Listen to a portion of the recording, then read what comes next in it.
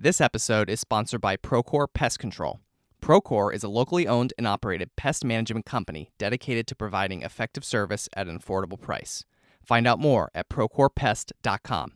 PROCORPEST.com. Professional, proactive, Procore.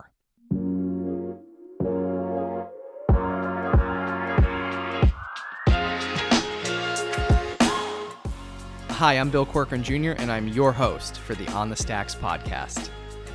Today, I'm chatting with Rachael Baratta, illustrator and graphic designer. What's up, podcast? Episode 18, another virtual On the Stacks podcast. How are you today, Rachael? I'm doing wonderful. How about yourself, Bill? I'm good. Thanks for joining me here. Yeah, my pleasure. Thank you. I'm honored to be showcased on your podcast. Yeah, so, a little while back, for those that that may follow me and or you on social media, someone, they may recognize your name right away. People listening, they may not, but a couple months back, I made a comment on your Instagram page. I saw an illustration that you did, and I commented on it. I thought it was really cool. And I jokingly commented, but also kind of serious, I said, maybe you can draw me on the stacks. And, you commented back and you said, let me see what I can do. And, I was like, okay, cool. And sure enough, you came up with this awesome, illustration drawing, whatever the right word is for it. I hope I'm not using the wrong word. But you came up with this No, really cool. They're both right. Yeah, you're good. Yeah. So you came up with this really cool drawing of me on the stacks, which is a first. I don't think, I have any, drawings or anything of myself, and it's I'm not on the Stacks podcast studio right now, of course, but I do have it hanging there. So that's kind of how this whole thing, you and I have known each other for a little while, but we really connected then, and a couple people since then have said, like, hey, who did that, who drew that, and they're like, you got to have her on the podcast. So now we're here. Well, that's awesome. Thank you again for featuring me. Yeah, happy to be here. So, I might have asked this before, but how long did it take you to draw? Because I'm fascinated by things like this, because I can draw a stick figure. I know that's it sounds ridiculous, but that's about the extent of my artistic ability. So what all went into it? Because it's probably more than people think and realize. So it took me about 2 evenings to finish the whole thing. I sketched it out one evening, and then once I had that done, that's like the hardest part for me, because playing with the colors, that's the most fun. So I would say about 10 hours, we'll just call it that. It's really bad because when I get into it, I just lose track of time when it's something that I'm working on, especially illustration work. But I just look through references when you hit me up, and I'm like, oh man, he's calling me out on social media. I need to do this. I can't just ignore it. So I looked through, I found a good picture, and I'm like, this is the one. And then I sat down and I started to sketch it out. And I first meant for it to just be like a doodle, like something like cartoony. And then I'm like, I don't know, I'm getting a little too far into this with detail. And I'm like, let's just go all the way. Then it got real serious. Yeah, then it got serious real fast. And primarily I work in marker and colored pencil, once in a while gouache. So the piece that I made you is marker and colored pencil. Mostly marker, though. Really cool. So when you drew it, I think I asked you at the time, and I kind of sort of forget, but I obviously I know which photo you used and that you took from my Instagram or wherever you got it from. Yep. But one thing I noticed, and I asked you, I think about a month or two ago, whenever it was, that you switched the color of my pants to a different color, right? Is that right? Yeah, that's right. From the first photo, I think it may have even been black and white that I pulled it from. Uh-huh. But Oh, okay. I mean, I just love those iconic colored pants that you've had in many of the posts. And I'm like, those are sweet. Not every guy would wear those pants, and they have to be in this picture because they make it pop. Yeah, no, it's really cool that you used it. And for those listening, by the way, I had no idea what Rachael was drawing. She just commented back on Instagram and just said, I'm gonna do something, and I'll let you know in a few days, what I come up with. So I thought it was really cool that you chose those pinkish pants, or salmon, as I think they're actually called. But I thought it was really interesting and cool that you chose those pants, because I guess I kind of am known for those pants, like everyone, does does make it a point to point out the color of those pants every time I wear them. So it is kind of iconic. Yep, they are perfectly iconic, Bill, I would have to say. Yeah. Them and some cool socks. Oh, definitely. Yeah. I always gotta, Yeah. I always have some cool socks on. I Yep. definitely love socks. So let's talk a little bit about your background. So, you're a graphic designer, an illustrator. Take me back, to your early days. Like, how old were you when you discovered your talent for illustration, and how did you get into the whole thing? So I was always fascinated with drawing. My sister drew, and then I kind of took off more with it. And my parents, I'm very lucky, they always nurtured my artistic side. And my mom would buy me all sorts of drawing books. And then, probably like as early as second or third grade, I think she started to send me to private lessons. And I went to them for years and years and years. And then all through high school, I think my senior year of high school, I think I had 4 art classes. And I think I even ditched lunch to go to art class. So from there, I really didn't know where I wanted to do. I mean, it was really hard in fine art, it's hard to find a job. So I thought I was going to go into art education. And then I saw all the different like psychology courses and things you'd have to take. And I'm like, I don't know if I'm cut out for that. So I started off at LCCC, which I can't thank them enough for like my basic education of graphic design. I talked to people there and they're like, maybe you would like graphic arts or advertising arts. And I really flourished there, and that's where I learned how to do graphic design, but I had many painting courses, and I just excelled and kept going and going and going. And then I finished my BFA at Kutztown. And then from that point on, I was pretty lucky to get a job right out of the gate, I think a month or two. And then I've just been in the field ever since. So how long have you been in the field? Let's see, graduated in 2013. So I guess 7 years now. Okay. But even before then, I would find like summer jobs anywhere that I could internship at just to get some type of foot in the door and experience under my belt. I've had many weird and crazy jobs, but they all relate back somehow, and you pull something from all of them, and makes me multifaceted for sure. That's cool. What you said like some of the internships were interesting. Like what was Yeah. like what was like the coolest or most fun or interesting one you've had? I have to say one of the most interesting early jobs that I had, I worked at a screen printer slash embroiderer, and I learned how to screen print my own designs, which was awesome because I just didn't do like t-shirts. I made pillows also, and like other things, whatever I could put my designs on. And then the embroidery side was really interesting too, to like see something come to life in thread and like it look professional, instead of just like on the screen. Because when you go to school for so many years, it's just like on the screen, you print it out for like the project and it doesn't really mean anything. But when you finally get something printed or made on a t-shirt, or you have your first billboard, my first billboard was just like mind blowing for me. Be like, that's my work, and other people could see it. They drive by it every day. I just found that so amazing. Yeah, that's really cool. So, so right after college, like what did you do? Like where did you work? You've been probably you've had a couple different experiences over the last few years. What have you done? So I was very fortunate. I worked in Scranton with Helen Lavelle, and she gave me my chance. I was totally green. I never worked for like a true agency before, and I worked there for a couple of years. I can't remember. I think like 3 years, and she really gave me the foundation and took a chance on me. So I got to learn a lot of things there. Can't be more than fortunate than that, because it is a tough racket around here to get a job in graphic design. There aren't too many opportunities, and even moving out of the area, just kind of like having all of your student loans and everything else that are weighing down on your shoulders, it's nice to be able to find a job close to home where you could come back to at the end of the day and de-stress. So I Yeah. worked at a couple other agencies, and I even had do my freelance work on the side. So I've been lucky to do that and have my own little like clientele, especially with illustration, because sometimes in the graphics world, it just doesn't pan out that they have the time frame to do something that's illustration. Is usually quick turnaround, that they need it right away. There's no time to wait. So it's nice to be able to work in both the agency side and then do my own thing also. Yeah, that's cool. What was like when you worked at Lavelle, like what's your greatest takeaway from there? Like what did you learn? Like what was the thing that you said that you could say like, oh, I really learned that from that experience?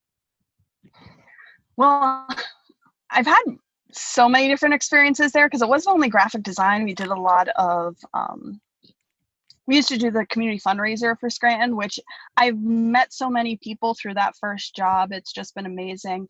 I still work with Jeff D'Angelo from Jeff D'Angelo Design Group. We used to use him for like a prop master for many of the things. And through that, like, he then started to hire me as an actress for, well, we'll use actress loosely here. Pretty much I'd show up in whatever he asked me to be, and I would be there for like photo ops or take pictures of people.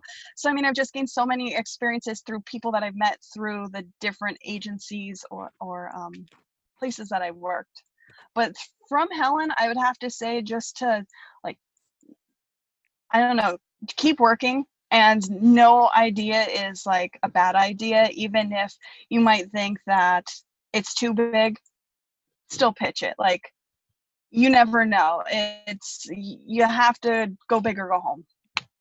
No, that's great. That's definitely some good advice, and it's kind of ironic that you said that, because earlier today I was talking with one of my coworkers, Mike Yurcho, and I gotta give Mike a shout out, because he hates the word shout out. So I'm gonna say like shout out like 3 times, because I know he's gonna listen to this podcast. But him and I were talking. I told him you were coming on, and he's a creative guy too, and he's been in the industry for like over 30 years.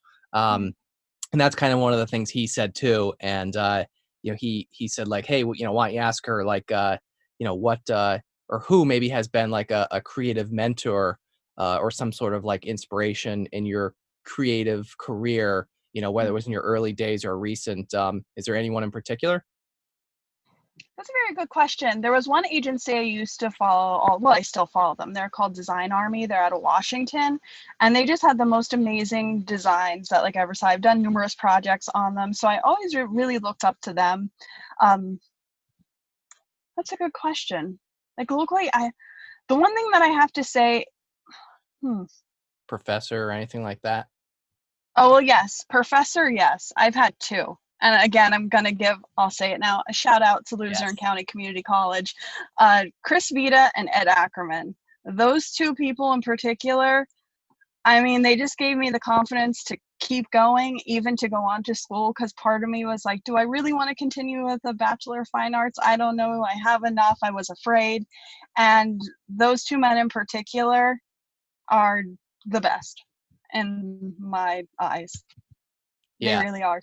Yeah, I didn't want to misspeak and bring Chris Vita up, but I kind of had a feeling that he might have been one, or that he taught you, because I certainly know, I know Chris, and I know his great reputation, and a lot of the students that he taught, in this area. There's a lot of great graphic designers like yourself that have all went to school there, started there, and gained some valuable experience under his wing. So I was, the reason I said professor is because I kind of thought that he might have been one, but like I said, I didn't want to misspeak. And no, you're absolutely right. Thank you for leading me that way.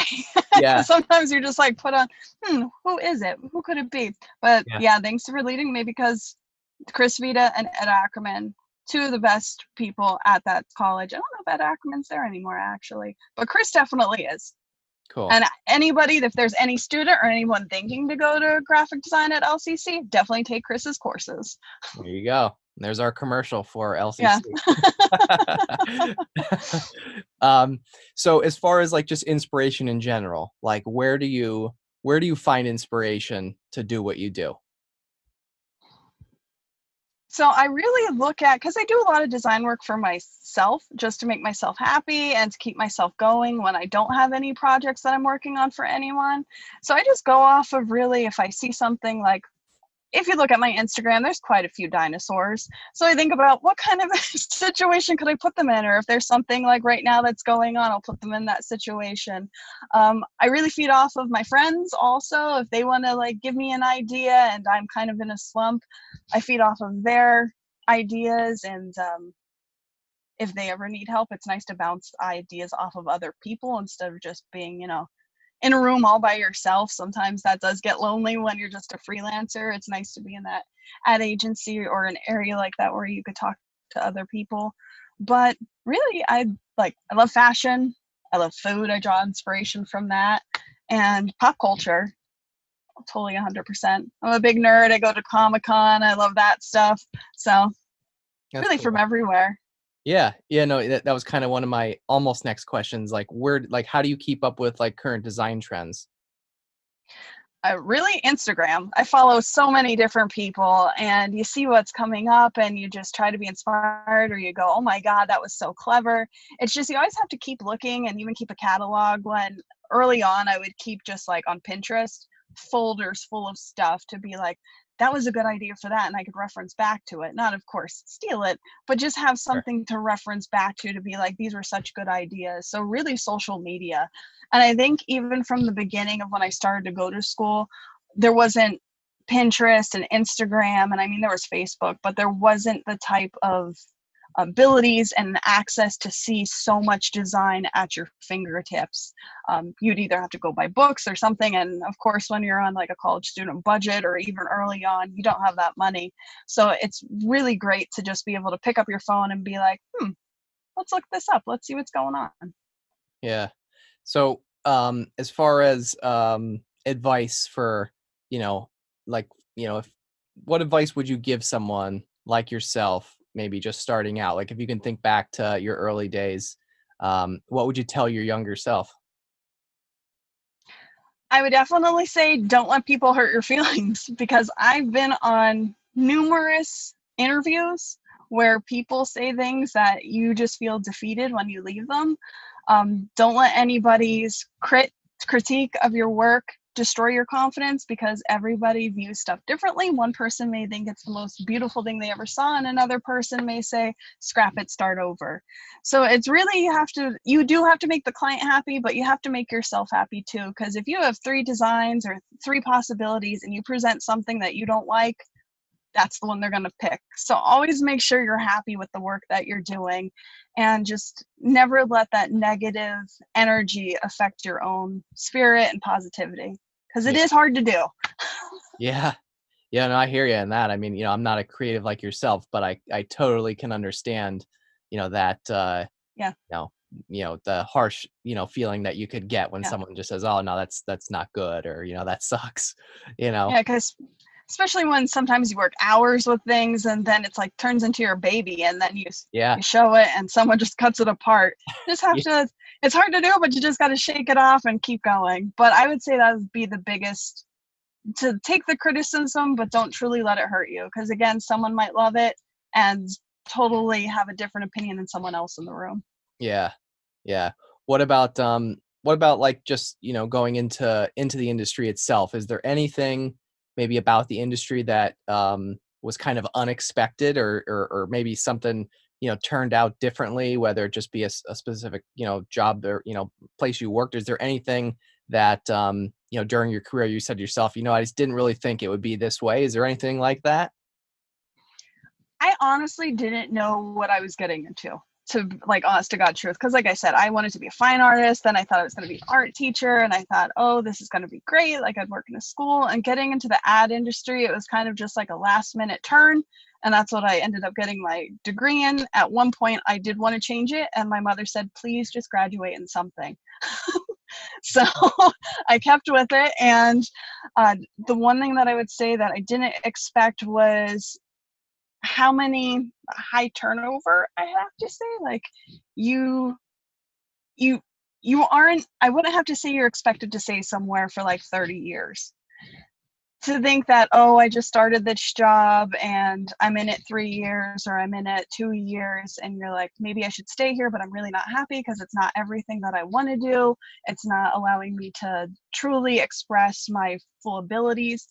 To not be afraid to apply someplace else and try something else, because I feel that there's a lot of people that move around, even though in our area in particular, it is hard to find graphic design work, but never be afraid to apply outside of it, because you definitely get interviews and move out of the area, but don't be afraid to go on those interviews and see what's happening and ask maybe to shadow before you even start at those companies to know what you're getting into.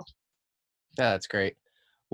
So, in the freelance business for you, like who would be like an ideal client for you? Like what are you looking for? as a graphic designer? Like, what's ideal for you?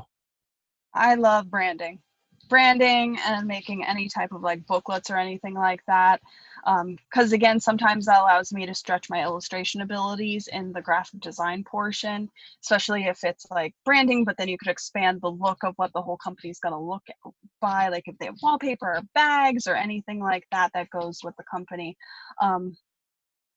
Again, I'm not complete like a web artist or anything like that, so that's a bit of like a struggle. I know a little bit of it, but definitely branding anything with paper because I love it. I remember we had a guy come to our school from Nina Paper, and I just like fell in love. His business card had like 8 types of paper on it. It was amazing. I just drooled over it, and I remember contacting him for all like the lookbooks of the paper, and he sent them to me. So anything really with printing, I know people say like print is dead, but as you and I both know, that is not true. People have to hold things in their hand and to have it and to feel it and to touch it and even smell it, because paper does smell good sometimes. It does. I'm glad you said that, because I feel like a lot of people that are not in the types of industries that you and I are in, people don't smell paper like we do, and I do too. I have to admit, I do love the smell of paper, and there's all different kinds of paper, and they all smell different. Yeah. There's still nothing like JCPenney's doesn't do it anymore, but there's nothing that brings back childhood Christmas like the JCPenney's catalog that had a particular smell. Yeah. Or the Toys R Us catalog. Right. You know? Yep. I remember sitting there as a kid, like going through that catalog and circling, all the toys I wanted from Santa, Yeah. Yeah. For sure. Yeah, no, that's cool. So I think I probably already know the answer to this next question, because I've seen you participating in my recent voting poll on my Instagram. So this next question is sponsored by Procore Pest Control. And I have to ask you, what is your favorite flavor of Big League Chew? 100% grape. Yes. Team grape.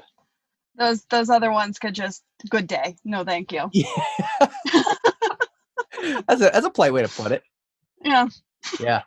So grape is moving on. There's only like 2 flavors left, by the way. There's a strawberry, Slam and Strawberry, which apparently is new to the brand, and then sour apple. Oh, sour apple. Yeah, what do you think of that? That may be a contender, but I still think I'm probably gonna go with grape on both of those, especially strawberry. I'm sure that tastes like paper. So paper may smell good, but it doesn't taste good. Yeah, it doesn't taste. Yeah, the flavor just isn't there for paper. Yeah, I haven't had the strawberry myself yet, but obviously I'll try it for the next round of voting. But I don't know. A lot of people like strawberry though, so I don't know. But I mean, I know sour apple is already a contender. I know a lot of people that have been voting have been telling me that sour apple's just gonna, come up with. It's a good one to hold out for the end. I know. Yeah, it's kind of like the Super Bowl. It's gonna be like the Super Bowl. Round 6 will be like the Super Bowl of Big League Chew flavor voting. Yeah. Well, I'm glad you're on Team Grape. Like I said, I did notice that you voted for Grape, but I just want to go on the record. And by the way, this was not staged at all. You had no idea this question was coming. So I had to just get it on record. Yep. Team Grape all the way. Rachael Baratta supports Grape. Yeah. Nice. All right. So I do know that you're also a big foodie too. And so kind of 2 questions. Number 1, like, what's your favorite thing about NEPA? Number 1, and then number 2, I guess we'll say, like, what's your favorite food in the area? Okay. So, I mean, I've heard some of the other podcasts and they all say pizza. So I don't want to say pizza because we all know that we're famous for our pizza in this area. When you go outside, it's like, I'm good. Let's come back. Yeah. I've tried to get pizza in California and no, we got to stay to the East Coast on that one. Either I didn't get to the right place or no, thank you. I'll stick, I'll stick to NEPA. Yeah. What is your favorite pizza here though?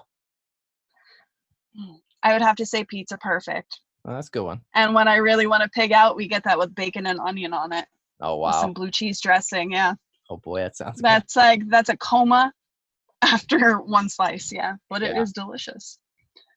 Nice. And then lately I've been jonesing for Valley Seafood's fish basket. They're like fish basket combo. They're another like little thing in our area that I don't know where else you could get fresh fish like, or beer battered fish Yeah. like that. You I've just never pick it had up it. lately because you never had it. No. Well, I mean, Never not had from just not from there. Okay, you need to go there. You're close. Corcoran's close to there. You Yeah, need to stop one day I might and get have it. to The fish now. basket combo. Yep. The only like sad part is that there's nowhere like right there to sit and eat it. But you could like heat it up if you have like an air fryer or something at home. Yeah, It's delicious. You need to stop and try it. I So might shout have out to. to Valley Seafood. There we go. Another commercial. Yeah.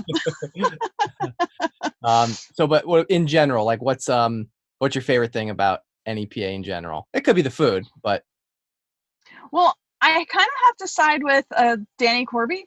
He said that we're so close to everything. And honestly, before I've even listened to his podcast, I was listening to some of the other ones and I was thinking, because everybody was saying pizza. And he's absolutely correct. We're so close to so many different areas that if you wanted to go to New York or Philly or catch a plane, like, we're so centralized. And really, I mean, I've gone to many things from the Historical Society, and we are so rich with history. It's just that I don't think many people know so much about it in the area. So I really have to say that's two of my favorite things about here. So much history, beautiful architecture downtown. It's nice when I see that they're fixing it up, and how centralized we are to so many major cities. yeah, totally. We're very close to a lot Yeah. going on. So when you want to go to a concert or anything, it's just like 2 hours away, hop on the highway and bam, we're there. Yep. Yeah. No, cool. That's good. That's a good answer.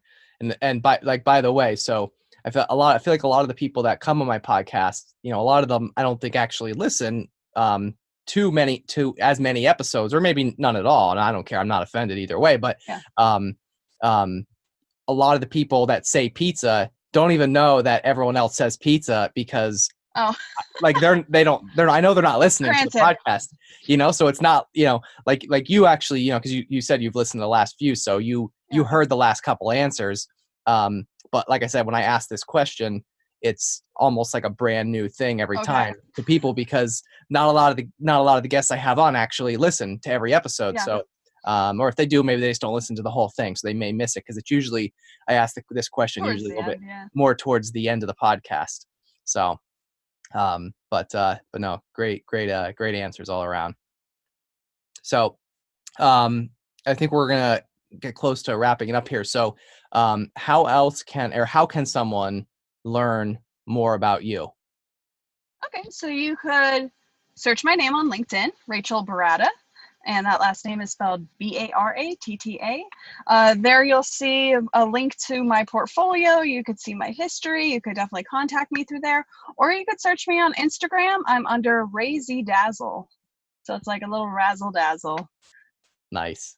And those are a couple different ways you could DM me through there. And if you're looking for any type of illustration or graphics work, I freelance through either one of those portals. Yeah, and earlier you mentioned you like drawing dinosaurs, which I think is pretty cool too. Yeah. But I think that recent dinosaur picture, I think might have been the one I commented on. It was actually the Easter one when I made him into a bunny with a basket full of peeps. Yep. Yeah, that's right. Yeah, it was a big T-Rex, right? Yep, big T-Rex, lime green T-Rex with bunny ears and a basket full of peeps, and some of them were sliding down his tail. Yep. Yeah. No, I your typical everyday dinosaur. Yeah, pretty much, Yeah. But all right, was there anything else that that maybe you want to mention or talk about before we close it out here? No, I think we hit on everything. All right, good. I'm just very appreciative that you love my picture so much that you even asked me for it. I'm honored, and I'm even more honored to be featured on your podcast today. It's awesome. Thank you for the experience. Yeah, no, definitely. I appreciate it. I love the photo, and when this podcast does air, I'll probably reshare the photo again, just so people maybe that missed it the first time and don't want to have to creep back to find it, because they might be a little difficult to find it, because it was a couple months ago, I think, at this point. But yeah, that was at the beginning of our great experience of being the COVID-19 stay at home, right? Yeah, it was. I think it was like right in the middle of March, or right when the whole shutdown happened. Yeah. There is one thing I want to ask of you, though. When we're allowed back out of our houses and it's okay, I want a picture on those stacks. Oh yeah, definitely. Yeah. So, okay, sounds good. Yeah, so I'm probably gonna be opening things back up in the studio and the whole thing, hopefully in a few weeks. But in the meantime, as you've probably seen, I'm doing my wonderful Photoshop jobs Hmm. of photoshopping people. My skills in the very beginning of the shutdown were very awful. I was cutting people's head and hair off. It was real bad. Um, but It's okay. Everybody has to start somewhere. yeah, so, but my Photoshop skills. That's one thing I learned during this whole thing. I've taught myself the basics, I guess. I mean, it's still probably really bad. I mean, if people see the photos, they're probably like, "Wow, he has no idea what he's doing." But I guess I make it work. I think they're fun and good. Yeah, So cool. Yeah, that's but my no, opinion.